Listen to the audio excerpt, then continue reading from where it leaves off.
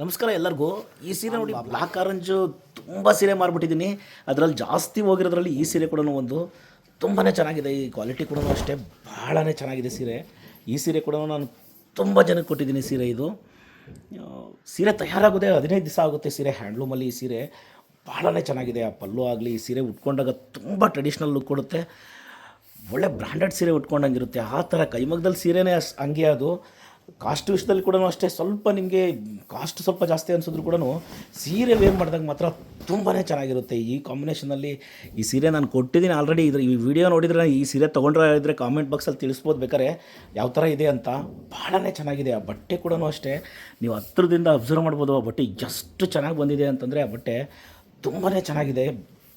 Black ಆರೆಂಜ್ಗೆ ಬಹಳ ಚೆನ್ನಾಗಿರುವಂಥ ಸೀರೆ ಇದು. ಈ ಥರ ಮಂಚಿ ಸಿಲ್ಕ್ಸಲ್ಲಿ ಪ್ರತಿದಿನ ಸೀರೆ ಬರ್ತಾನೆ ಇರುತ್ತೆ. ನಮ್ಮ ಸೀರೆ ಕಲೆಕ್ಷನ್ಸ್ ನೋಡಿದವ್ರಿಗೆ ಗೊತ್ತಾಗುತ್ತೆ.